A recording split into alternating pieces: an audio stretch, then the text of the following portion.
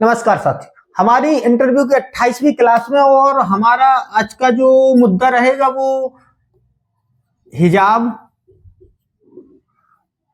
या बुर्का। ठीक है, इसका हमारा आज ये मुद्दा है और मैं इसका मुद्दा इस वर्तमान में क्यों फिर से दोबारा से चर्चाओं में आया है। तो पहले तो हम लोगों इसका बैकग्राउंड जानेंगे कि पहले कब चर्चा में आ चुका है और इसमें इतना कैसे विवाद बढ़ गया था। कोई भी धर्म की यदि परंपरा है या संस्कृति है तो इसमें क्यों इतना विवाद हो गया। तो ये इस जानने से पहले मैं आपको एक जानकारी दे दूं कि एक सांस्कृतिक धार्मिक महत्व की मैं बांग्लादेश पे आप लोग एक क्लास लिया था, जो भी हमारे विद्यार्थी देखे होंगे तो उसमें दो चीजें और जोड़ लेना, क्योंकि वो मुझे ज्यादा सांस्कृतिक महत्व में आपसे पूछे जाने की ज्यादा संभावना लगती है।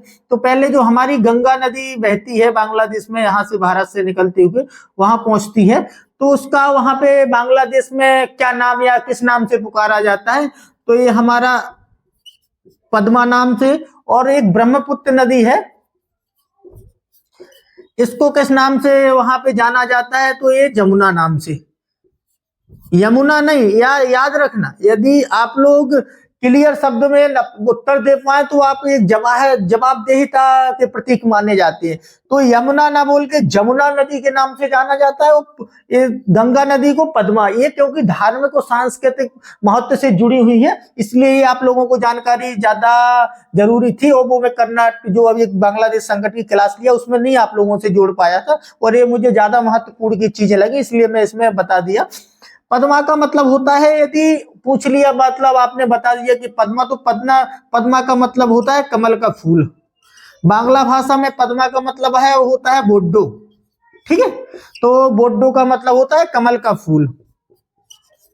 तो ये दो जानकारी आप लोगों को जरूर याद कर लेनी है। और अब हम लोग हिजाब या बुर्का विवाद पे आते हैं कि अभी वर्तमान में क्यों फिर से चर्चा में आ गया और सबसे ज्यादा सांस्कृतिक परंपरा में क्या विवाद हो रहा है। ये आप लोगों से धार्मिक शिक्षा में अपेक्षा की जाती है कि आप लोग कैसे सोचते हैं इन विवादों पर। तो पहले तो मैं आप लोगों को एक उचित सलाह दूंगा कि एक आप आम लोगों से हटकर एक विशिष्टता की सोच रखेंगे कि किसी भी मुद्दे पर एक अद्वितीय सोच रखना है। आम लोगों से हटकर आप लोगों को सोचना है। जब आप लोग अपने गुणों का प्रदर्शन कर पाएंगे कि हाँ मैं धर्म शिक्षक बनने के लायक हूं, तो इस पे हम लोग पहले तो मैं आप लोगों को पुराना विवाद बता दूं कि 2022 का विवाद है और जो कर्नाटका के उडुपी में एक सरकारी संस्थान महाविद्यालय में एक हमारी महिला या लड़की जाती है जो हिजाब पहन के, तो उस पे हिजाब पे वहां विवाद होता है। और विवाद के संबंध में इतना विवाद बढ़ जाता है कि कई मुस्लिम छात्राएं या छात्र एक तरफ होके आंदोलन करने लगते हैं या रैलियां निकालते हैं और एक तरफ किसी अन्य धर्म के। मैं आप लोगों को केवल धर्म की टकराहटता नहीं बताऊंगा, आप लोगों को टकराहटता के नजरिए से नहीं देखना है, आप लोगों को इन एक प्रथाओं या संस्कृति या परंपरा के नजरिए से देखना है कि आखिर क्यों होना चाहिए क्यों नहीं होना चाहिए। तो 2022 में उडुपी का ये मामला है, ठीक है, जो वहां पे एक विवाद हुआ था। अब 2024 में एक मामला आया है, ये ज्यादा विवादास्पद मुझे लग रहा है, इसमें आप लोगों को ज्यादा केंद्रितता रखनी है क्योंकि ये मामला हमारा जो एक जम्मू कश्मीर हाई कोर्ट की एक खंडपीठ है श्रीनगर, ठीक है, यहाँ पे एक सुनवाई के दौरान एक महिला वकील जो हिजाब पहन के पहुंची, तो वहां जो संबंधित जज जो केस की सुनवाई कर रहे थे उन लोगों ने सुनवाई से मना कर दिया और बल्कि महिला वकील ने तर्क दिया कि हमारा अधिकार है कि मैं किस तरह की अपना वेशभूषा या अपनी परंपरा या मानने के लिए मैं स्वतंत्र हूं। तो ये आप लोगों ने इस विवाद से चर्चा में है। और ये वाला प्रश्न, ठीक है, लव जिहाद वाला और हिजाब वाला, ये सारे आप अपने धर्म से हटकर जितनी भी अन्य परंपराएं हैं जो विवादित हैं या वर्तमान समय में प्रतिकूल है या अनुकूल है, तो उससे आप लोगों की सलाह जरूर पूछ ली जाती है। तो अब आप लोगों को दोनों बातें जरूर याद रखना है कि क्यों ये चर्चाओं में रहा। अब आते हैं हम लोग कि क्या होना चाहिए। पहले आप लोग कैसे देखेंगे इस मुद्दे को। तो पहला तो आप लोगों को देखना है एक संविधान दृष्टि से। हमारे संविधान के मूल अधिकार में मूल अधिकार 4 में आर्टिकल 26, ठीक है, इसमें बोला गया है कि धार्मिक मामलों के प्रबंधन की स्वतंत्रता है। कोई भी ऐसा धार्मिक मामला है हमारा जिसमें हमको उस धर्म वालों को अपने प्रबंधन की स्वतंत्रता है।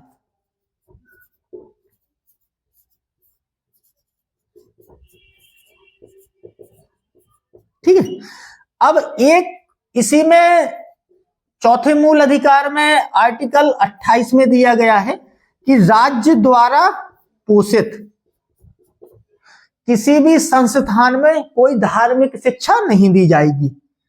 तो ये हो गया। एक है हमारा आर्टिकल 29 जिसमें कहा गया है कि अल्पसंख्यकों को अपनी भाषा, लिपि, संस्कृति के संरक्षण का अधिकार है, पहली बात तो आप लोगों को एक आम दृष्टिकोण से हटकर एक पहले मैंने आप लोगों से बताया कि आप किसी भी मुद्दे पर यदि सोचना शुरू करते हैं तो सबसे पहले आपका जो बेसिक सोच है वो संवैधानिक होना चाहिए। ठीक है। आप भले ही धर्म शिक्षक बनने जा रहे हैं लेकिन आपकी जो मूलतः सोच संवैधानिक दृष्टि से आप वर्तमान में किसी भी विवादास्पद मुद्दे को देखेंगे। ये मेरी बात एक यूनिक मान लेना। यदि आप किसी भी उत्तर का, जैसे ही किसी से आपसे प्रश्न किया जाता है उसको सीधे आप धार्मिक मामलों से देखेंगे तो आप में वो रूढ़िवादिता या जड़ता दिखने लगेगी कि आप एक सभ्य नागरिक या उदारवादी वर्तमान समय के जो आधुनिक सोच वाले व्यक्ति उसकी आप लोगों को इतनी समझ नहीं है। यदि आप लोग सीधे धार्मिक दृष्टि से देखने लगेंगे तो आप लोगों को पहले तो संवैधानिक दृष्टि से, चाहे आप मुस्लिम हो, चाहे हिंदू हो, चाहे सिख हो, चाहे ईसाई हो, अब मैं एक एक पॉइंट आप लोगों को समझा रहा हूं। आप लोगों को ये 3 मूल अधिकारों की दृष्टि से कि कौन सा अधिकार हमारा, पहले तो हमारे धार्मिक मामलों का प्रबंधन का अधिकार, ये मूल अधिकार है। ठीक है।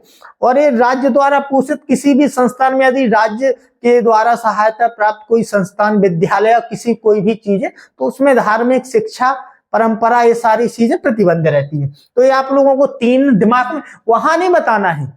ये मैं आप लोगों को जो भी आपको मूल अधिकार बताया करूंगा तो मैं केवल आप लोगों को एक दृष्टिकोण कि आप लोग किस दृष्टि से सोचेंगे इस वाले विषय पर, इसलिए आप लोगों को लिखना हो तो नहीं लिखना तो कोई जरूरत नहीं है इसकी, लेकिन इस दृष्टि से आप लोगों को अपना उत्तर प्रस्तुत करना है तो आप लोगों की ज्यादा प्रामाणिकता होगी उस उत्तर में। तो ये 3 चीजें हो गई आपकी। तो इस नजरिए से अब हम लोग हिजाब वाला विवाद देखते हैं। ठीक है, कि क्यों हिजाब जरूरी है और क्यों नहीं होना चाहिए हिजाब। तो पहली बात तो आप लोग जानते होंगे कि हमारा जो देश, जो संविधान कहता है कि हमारा संविधान पंथ निरपेक्ष। ठीक है। तो जब हमारा संविधान पंथ निरपेक्ष है और कोई भी यदि संस्था है जो राज्य द्वारा पोषित, राज्य बोलने का मतलब आप इतनी समझ देना कि आप उत्तर प्रदेश से हैं, मध्य प्रदेश से या राजस्थान से किसी भी, तो उस राज्य द्वारा पोषित। राज्य का मतलब सरकार, चाहे वो राज्य की सरकार हो, चाहे स्थानीय सरकार हो, चाहे वो राष्ट्र केंद्र की सरकार हो। तो इसका मतलब जब पंथ निरपेक्ष है और प्रतिबंध किया गया है तो आप लोग एक बात चिंतन करना या महसूस करना कि यदि कोई मान लो कि एक हिजाब को केवल मुस्लिम धर्म से जोड़कर मत देखना, कोई आप सिख धर्म से बोल दे। यदि आप लोग कॉलेज में कोई सिख धर्म का बच्चा पढ़ रहा है और अब वो बोल दे कि मुझे अपनी संस्कृति संरक्षण करने का अधिकार है, अपनी भाषा लिपि का, अब तो मैं तो तलवार लेके जाऊंगा कॉलेज, तो एक सब नागरिकों के लिए या सब कोई संस्थान के लिए वहां पे तो एक अराजकता का माहौल हो जाएगा। तो ऐसा नहीं चल सकता है। इसलिए राज्य का एक अपना कोड होता है या अपनी एक दिशा निर्देश होते हैं। तो इसमें जो हम लोगों को मुद्दे पे मैं इसलिए विस्तृत क्लास से समझा रहा हूं कि आप तर्क कैसे प्रस्तुत करेंगे कि क्यों। देखो, आप लोगों का पहले धर्म की परिभाषा हमारे कि आप लोगों का धर्म होना चाहिए कि किसी को समस्या पैदा ना करे अन्य व्यक्ति को। आपका धर्म एक पर्सनली होना चाहिए, ना कि सार्वजनिक। जब ही आप लोग एक अच्छे धार्मिक व्यक्ति माने जाते हैं। तो यदि कोई परंपरा या संस्कृति आम लोगों में या कोई भी संस्थान में समस्या पैदा करती है तो उस पर आप लोगों की रोक लगेगी, क्योंकि कोई भी धार्मिक शिक्षा के लिए राज्य द्वारा पोषित संस्थान में आप लोगों के लिए रोक है। आप यदि कोई पर्सनली प्राइवेट तौर पे और वित्त पोषित अपनी संस्थाएं चला सकते हैं तो वो अल्पसंख्यकों के लिए अधिकार है। फिर वो आप लोग कोई भी धार्मिक प्रथा या कोई भी धार्मिक नियम कानून वहां पे लागू कर सकते हैं। यदि राज्य द्वारा पोषित है कोई भी संस्थान तो वहां पे आप लोगों की धार्मिक कोई भी प्रथाएं हो या कोई भी नियम हो या कोई भी शिक्षा हो वो वहां पे नहीं दी जा सकती। और एक में आप लोग और प्रश्न आप लोगों के दिमाग में उठता होगा कि तो फिर हिंदुओं की कुछ ऐसी धार्मिक किताबें हैं या धार्मिक किताबों का उद्देश्य क्यों पढ़ाया जाता है किन किन चीजों में, तो वो मैं एक बाद में प्रश्न दूंगा। तो हिजाब में हम लोगों को समर्थन करना है कि हिजाब नहीं पहनना चाहिए कोई भी सरकारी संस्थान है, ठीक है, क्योंकि हमारे राज्य का जो इस मतलब धार्मिक भावना है वो पंथ निरपेक्ष की है, ना कि किसी इस पे से या विशेष धर्म से। तो आपकी जो भी धार्मिक नियम कानून है वो आपके पर्सनल क्षेत्र में लागू होती है। यदि आप घर में हैं अपने तो आप घर में बुर्का पहने कोई भी आप लोगों को मना नहीं कर सकता, क्योंकि वो हमारी परंपराएं हैं।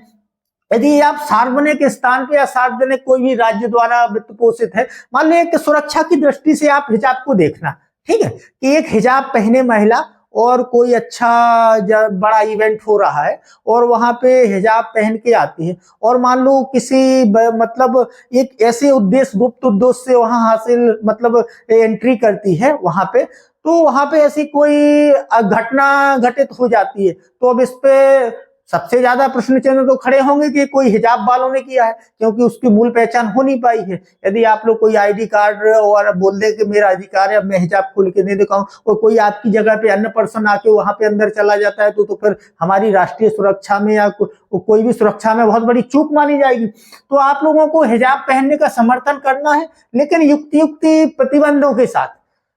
ये नहीं है कि आप लोग बिल्कुल कि नहीं हटाना चाहिए, हटाने का नहीं आप लोगों को समर्थन कर देना है किसी भी धर्म के हमारे विद्यार्थी को, ठीक है। हम लोगों को इसका समर्थन कहाँ करना है जहां सार्वजनिक, जहां किसी विशेष धर्म की शिक्षा को या लागू नहीं किया जाएगा, क्योंकि राज्य का ही कर्तव्य है। तो इस चीजों को यदि राज्य द्वारा या केंद्र द्वारा हमारी पोषित कोई भी संस्थान है, इसीलिए कोर्ट का मैं जो रेफरेंस ले रहा हूं हमारे जम्मू कश्मीर का J&K का, वहां पे केवल इसीलिए जज द्वारा, एक देखो आप लोग समझते होंगे कि जज द्वारा वे कितने महान व्यक्तित्व की धनी होती है, कोई भी यदि जज हो तो उन लोगों ने इस पे अब सुनवाई से मना कर दिया है। तो इसका कारण सिर्फ यही है क्योंकि वो राज्य द्वारा पोषित संस्थान है और उसमें वहां कोई धार्मिक विशेष दृष्टिकोण से, अब मान लो कि मैं हिंदू हूं, ठीक है, अब हिंदू मैं तो बोल दूंगा कि हमारे गांधी जी तो केवल लुंगी लगा के चलते थे, उनने लुंगी लगा के देश आजाद कर लिया, और मैं कोई विशेष संस्थान में अपना वो अब जो बोलते हैं कि अपनी धोती पर्दनी पहन के वो पहुंच जाऊं, ठीक है। तो उनका आप लोगों को एक घटना बताऊं, जब गोलमेज सम्मेलन के लिए हमारे गांधी जी और इंग्लैंड जाते हैं तो वहां की महारानी द्वारा कि एक भूखा नंगा व्यक्ति आता है भारत से और वो हमारे इंग्लैंड की सरकार के नाक में दम किए हुआ है और इससे मैं कैसे मिलूं, उनने मना कर दिया। लेकिन गांधी जी अपनी वेशभूषा बदलने के लिए तैयार नहीं हुए थे, बोले जिस स्थिति में मेरा देश है मैं वो स्थिति प्रदर्शित करूंगा आप लोगों के सामने, ना कि कोई दिखावटी वाली। तो वो एक स्थिति अलग हो जाती है। लेकिन हम लोग अब स्वतंत्र भारत में जी रहे हैं, अपनी अपनी धार्मिक परंपराएं हैं, धार्मिक रीति रिवाज है, तो सब लोग स्वतंत्र है मानने के लिए, लेकिन वो किसी सार्वजनिक व्यवस्था में कोई मतलब उल्लंघन ना करे या कोई अव्यवस्था न फैलाए। तो आप लोग हिजाब का समर्थन करेंगे लेकिन अपने स्वयं के जीवन में, ना कि एक आम जीवन में। यदि राज्य हमारा पंथ निरपेक्ष है तो उस पंथ निरपेक्षता की दृष्टि से आप लोगों को समर्थन नहीं करना है किसी भी राज्य द्वारा पोषित संस्थान में। बाकी सभी अल्पसंख्यकों को हमारे भारत देश में दिए गए हैं अधिकार के आप अपनी परंपरा, संस्कृति, रीति रिवाजों को, अपनी भाषा को सबका संरक्षित करने का अधिकार है, लेकिन वो आपके पर्सनल तौर पे, ना कि सार्वजनिक तौर पे। तो आप लोगों को इसका कहाँ करना है समर्थन और कहाँ समर्थन नहीं करना है, ये हिजाब या बुर्का पे आप लोग ज्यादा, क्योंकि ये हिंदू धर्म वालों से ये ज्यादा, जितने भी कोई भी धर्म, चाहे मुस्लिम धर्म हो तो उनसे हिंदू धर्मों की रीति रिवाज पे प्रश्न पूछे जाते हैं, सिख हो तो या बौद्ध हो या जैन हो, कोई भी धर्म का यदि हमारे यहाँ पे व्यक्ति, तो आप लोगों से ऐसी परंपराओं पे पूछा जाएगा अन्य धर्म की जो विवादों में रही हो। क्योंकि आप लोगों का जो धार्मिक दृष्टिकोण हो, मैं आप लोगों को बता दूं कि एक धर्म शिक्षक या एक धर्म गुरु का जो दृष्टिकोण होता है वो उदारवादी होता है। तो इसलिए आप लोग क्या इस पे सोचते हैं, आप किसी परंपराओं को, मैं एक मूल बात बता दूं आपको, कोई भी धर्म खराब नहीं होता है, ठीक है। लोग धर्म को बदनाम कब करते हैं कि कुछ अपने स्वहित या कोई सुनियोजित हित के लिए या कोई ऐसी, तो वो बीच में वो परंपराएं चलाने का नियम, जो भी शुरुआत में धर्म बने हैं वो बहुत अच्छे हैं। और मैंने आप लोगों से बोला है कि भारत देश में हिंदू धर्म एक अभिभावक की भूमिका में है, तो वो तो सबसे अच्छा है, और बाकी ये सारे धर्म भी वो बहुत अच्छे हैं। लेकिन समय समय पर क्या मानवों ने हमारे उसमें क्या जोड़ा है, क्या हटाया है, कौन सी परंपराएं, कौन सी कुरीतियां, ठीक है। तो ये सारी चीजें देख के कोई भी यदि आपसे प्रश्न पूछा जा सकता है कि पिछली बार जब मैं इंटरव्यू की तैयारी करवाया तो मेरे बच्चों, जो मेरे विद्यार्थियों थे, उनका सीधा सवाल एक था कि आप लोगों को कौन से धर्म में कमी दिखती है। तो आपको सरकार में, धर्म में, आप अपने आप में किस चीज में आप लोगों को कमियों के बारे में, वो एक मैं अलग से आप लेक्चर लूंगा, उसमें समझाऊंगा कि आप लोगों को कमियां कैसे देखनी है, या आप लोगों को कमियां देखनी है कि नहीं देखनी है, अच्छाई देखनी है, तो वो मैं अलग से। बाकी आज का हमारा ये हिजाब वाला या बुर्का वाला प्रश्न आप लोगों को किस दृष्टि से देना है, इसका उत्तर बिल्कुल मना कर नहीं देना है, लेकिन सार्वजनिक जीवन में इस पे जरूर रोक, क्योंकि स्कूलों का या आप लोगों ने देखा होगा कोर्ट का एक स्पेशल ड्रेस कोड होता है, ठीक है। उसमें आप लोग यदि स्कूल जाते हैं तो एक आप लोगों को ड्रेस के इस कलर का आपका पैंट होगा या इस कलर का आपका शर्ट होगा, और यदि सब लोग बोलने लगेंगे कि उसमें, अब ये तो मनाही रहती नहीं है कि केवल मुस्लिम बच्चे पढ़ेंगे या हिंदू, वो राज्य द्वारा पोषित संस्थान है तो उसमें तो सभी धर्म के पढ़ने आए। अब यदि सभी धर्म के बच्चे बोलेंगे कि मैं, हम लोगों को अपनी अपनी परंपरा मानने का अधिकार है, तो फिर बहुत ज्यादा अव्यवस्थाएं फैल जाएगी। इसलिए राज्य का एक अलग से ड्रेस कोड होता है, एक नियम कानून होते हैं। तो आप जैसे ही यदि उनके संस्थान में अंदर एंट्री करते हैं तो आप लोगों को उनका पालन करना पड़ेगा, ये बात जरूर याद रखना। और ये तर्क में यदि आप उत्तर देते हैं तो ये जरूर। बाकी आप सार्वजनिक एक अपने पर्सनल जीवन में जैसे बाहर आते तो आप बुर्का पहन सकते हैं, अपने किसी भी धर्म के मान सकते हैं, कोई भी रीति रिवाज, तो आप लोगों को कहाँ प्रतिबंधित बोल देना है। यदि उन लोगों ने बोला कि क्या यहाँ पे बंद, तो बिल्कुल रोक लगना चाहिए, क्योंकि राज्य की एक अपनी गाइडलाइंस होती है, एक दिशा निर्देश होते हैं कि इस हिसाब से राज्य अपने संस्थानों को चलाएगा। यदि अपने अपने धर्मों से चलने लगे तो फिर तो बहुत सारी और इतना विवाद बढ़ जाएगा। इतनी आप लोगों ने भी देखा होगा कि कर्नाटक का कितना मुद्दा चला, और फिर हमारे तो धन्य वो लोग अपने यहाँ की न्यूज चैनलों को उन्होंने कैसे कैसे अपनी तर्क प्रस्तुत की। तो आप लोगों के एक धर्मगुरु के दृष्टिकोण से बहुत अच्छी तरह से देखना है वो कहाँ आप लोगों को बोल देना है। और सबसे ज्यादा तो आप लोग, जब एक जज मना कर सकता है कि आप लोग यहाँ अधिकारी नहीं है या अधिकार नहीं है आप लोगों को, यहाँ आप एक जो बार काउंसिल द्वारा कोर्ट के उसमें जो ड्रेस कोड रखा गया है, आप वो पहन के आइएगा और अपना प्रस्तुत करिएगा। इसमें बाकी आप इस कोर्ट के बाहर जाएं, वहां आप हिजाब पहने क्या पहनते उससे कोई मतलब नहीं, लेकिन ये एक राज्य की संस्था है और यहाँ पे आप लोगों को वो नियम फॉलो करने पड़ेंगे। तो आप सिर्फ 2 मुद्दों पे उत्तर दे देंगे कि जो भी राज्य द्वारा पोषित संस्थान है तो हम लोगों को उनका पालन करना चाहिए। यदि ऐसे अपनी अपनी सांस्कृतिक परंपराओं या रीति रिवाजों का पालन करने लगे तो बहुत सारी अव्यवस्थाएं पैदा होंगी जो आपने देखने को मिली। तो आप सुरक्षा संबंधी दृष्टिकोण से भी लगा सकते हैं। बाकी एक विकसित सभ्यता, आप लोगों ने बहुत जगह यदि पढ़ा हो कि भारत देश की एक अन्य विश्व की सभ्यता से सबसे ज्यादा विकसित सभ्यता है, तो उस सभ्यता के हिसाब से हम लोगों को वर्तमान आधुनिकता के दौर में, मान लो कोई ऐसे भी बोल सकता है कि अब मेरा तो ये अधिकार है, मैं स्वतंत्र हूं कि 18 वर्ष से ऊपर हूं और मुझे तो अब शॉर्ट कपड़े पहन के आना है। तो आप लोग समझ सकते हैं कि वो स्थिति क्या हो जाएगी। इसलिए राज्य का एक अलग से नियम कानून आप लोगों को पालन करना चाहिए। ठीक है, धन्यवाद।